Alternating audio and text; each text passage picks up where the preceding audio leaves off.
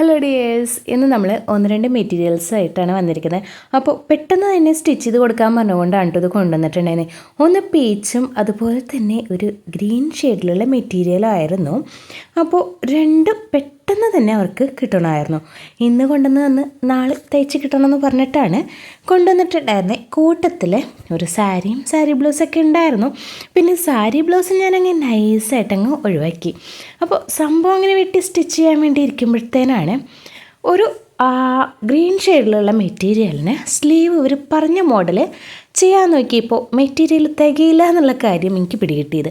ഞാനിപ്പോൾ കാണിച്ചുകൊണ്ടിരിക്കുന്നതേ ഇനി ലെങ്ത്തിലെങ്കിലും അത് കട്ട് ചെയ്തെടുക്കുകയാണെങ്കിൽ അവർക്ക് സെറ്റാക്കി കൊടുക്കാൻ പറ്റുമോ എന്നുള്ളൊരു ഐഡിയ നോക്കുന്നതായിരുന്നു.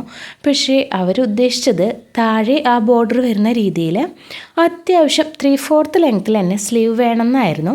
പക്ഷേ 3/4 ലെങ്ത്തിലേക്കൊന്നും നമുക്ക് സ്ലീവ് കിട്ടിയില്ല. ആകെ ഒരു 14.5 ഇഞ്ച് ലെങ്ത്തിലേക്കുള്ള സ്ലീവായിട്ടാണ് നമുക്ക് കിട്ടിയത്. 14-15 ഇഞ്ച് ലെങ്ത്തിലേക്കാണ് ഇങ്ങനെ വെച്ചാൽ നമുക്ക് സ്ലീവ് കിട്ടുള്ളായിരുന്നു. അപ്പം ഞാൻ ആ കാര്യം എന്തായാലും ഈ വീഡിയോ അടക്കം അവരെ ബോധിപ്പിച്ചു. അവസാനം അവരുടെ നിന്ന് സാങ്ഷൻ വാങ്ങിച്ചിട്ടാണ് നമ്മൾ ഈ സംഭവം കട്ട് ചെയ്ത് ബാക്കിയുള്ള ഭാഗം സ്റ്റിച്ചിങ് ചെയ്ത് എടുത്തു കേട്ടോ. അപ്പോൾ സ്റ്റിച്ചിങ് ചെയ്യാൻ നേരത്ത് ഞാൻ ആ ബോർഡറും കൂടിയൊക്കെ ഒന്ന് നോക്കി അവർക്ക് ഡീറ്റെയിൽ ആയിട്ട് പറഞ്ഞു കൊടുത്തു. ആ ബോർഡർ കുറച്ചൊന്ന് വേരിയേഷനിലാണ് കിടക്കുന്നത്. അത് കറക്റ്റ് ചെയ്യാൻ പോയിട്ടുണ്ടെങ്കിൽ നമുക്ക് ഉള്ള ലെങ്ത്തും കൂടി ഇല്ലാതായിപ്പോവും. അപ്പോൾ ജസ്റ്റ് ഒന്ന് അഡ്ജസ്റ്റ് ചെയ്ത് വെക്കാം എന്ന് മാത്രം എന്നൊക്കെ പറഞ്ഞിട്ടാണ് കേട്ടോ വർക്ക് തുടങ്ങിയത് എന്തായാലും. അപ്പോൾ അങ്ങനെ രാത്രി ഞാൻ കട്ട് ചെയ്ത് വെച്ച് രാവിലെ സ്റ്റിച്ച് ചെയ്യാമെന്നാണ് ഓർത്തത്. അപ്പോൾ രാത്രി കട്ടിങ് എല്ലാം തീർത്ത് വെച്ചിട്ടുണ്ടായിരുന്നു. പിറ്റേ ദിവസം സ്റ്റിച്ചിങ്ങിന് ഇരുന്ന് കഴിയുമ്പോഴത്തേനും ചെറിയ ചെറിയ പണികൾ കിട്ടാൻ തുടങ്ങി.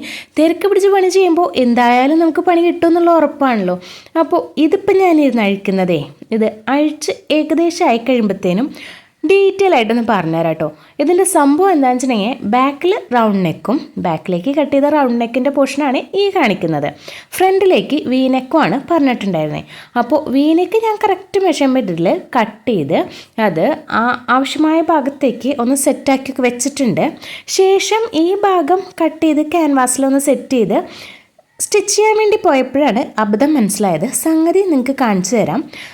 ഇവിടെ നമ്മൾ ഇതിൻ്റെ വിഡ്ത്ത് കുറച്ച് കൂടുതലായി പോയിട്ടുണ്ട്. ഈ ബാക്കിലെ നെക്ക് റൗണ്ട് നെക്ക് കട്ട് ചെയ്തപ്പോൾ അവിടെ ഞാൻ ഒന്നും ശ്രദ്ധിക്കാതെ പോയതാണ്. വി നെക്കിൻ്റെ അവിടെ കണ്ടോ, അവിടെ സ്ട്രെയിറ്റ് ആയിട്ട് ലൈൻ വരുന്നത് കൊണ്ട് തന്നെ താഴേക്കുള്ള ആ ഒരു ലൈനും മേലെ കാണുന്ന ലൈനും ഒരു ഏകദേശം ഒരു 1/2 ഇഞ്ചിൻ്റെ ഗ്യാപ്പ് വരുന്നുണ്ട്. അപ്പോൾ അത് ഞാൻ ശ്രദ്ധിച്ചില്ല. മേലെ മാത്രം കറക്റ്റായിട്ട് വെച്ച് നോക്കിയുള്ളൂ.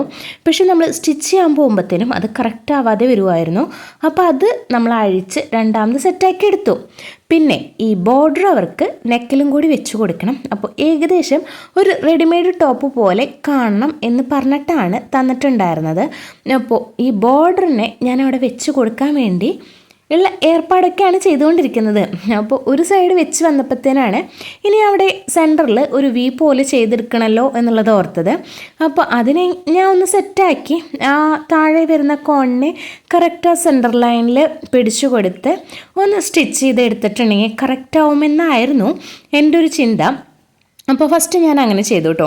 അപ്പോൾ ആർക്കും പറ്റാവുന്നൊരു അബദ്ധമാണിത്. അപ്പോൾ ഞാനും പല വീഡിയോകളിലും കണ്ടിരിക്കുന്ന പോലെയൊക്കെ എന്നാൽ പിന്നെ ഇങ്ങനെയൊക്കെ ചെയ്തിട്ടുണ്ടെങ്കിൽ പെട്ടെന്ന് തന്നെ റെഡിയാക്കി എടുക്കാമല്ലോ എന്നുള്ളൊരു അമിതമായ ആവേശത്തിൻ്റെ പുറത്ത് ചെയ്തതാണ്. പക്ഷേ ഇങ്ങനെ വെച്ച് നോക്കിയപ്പോഴാണ് എനിക്ക് മനസ്സിലായത് സംഗതി സെറ്റാവൂല. അപ്പോൾ ഞാൻ എന്ത് ചെയ്തു, പിന്നെയും അവിടെ നിന്ന് അഴിച്ചു. അവിടെ നമുക്ക് ആ തയ്യൽ തുമ്പ് ഒന്ന് കണക്കാക്കിയിട്ട് വേണമല്ലോ കാര്യങ്ങൾ ചെയ്യാനായിട്ട്. അത് ഞാൻ ശ്രദ്ധിച്ചില്ലായിരുന്നു.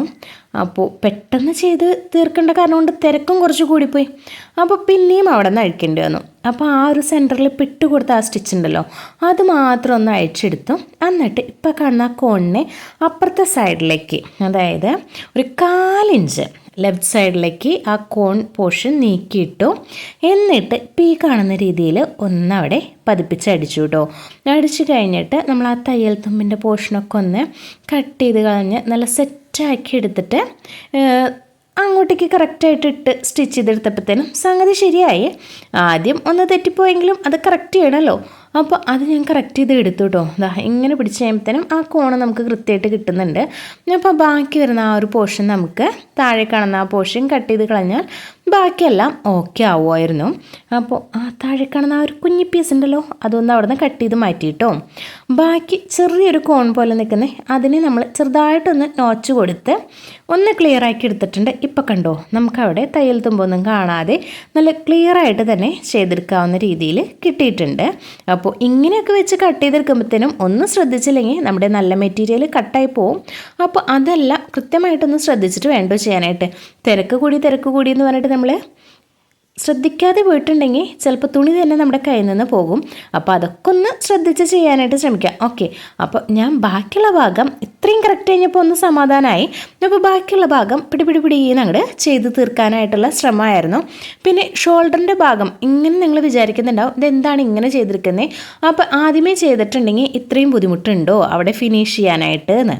അപ്പോൾ അത് ചെയ്യാതിരുന്നത് എന്താണെന്ന് വെച്ചാൽ ഷോൾഡറിൽ നമ്മൾ ഷോൾഡർ കൂട്ടിയടിക്കുമ്പോൾ കട്ടി കൂടി പോകാതിരിക്കാൻ വേണ്ടിയിട്ടാണ് കേട്ടോ ഉള്ളിൽ വെച്ച് അടിക്കാതെ ഇങ്ങനെ ഫിനിഷ് ചെയ്യാം എന്നോർത്തത്.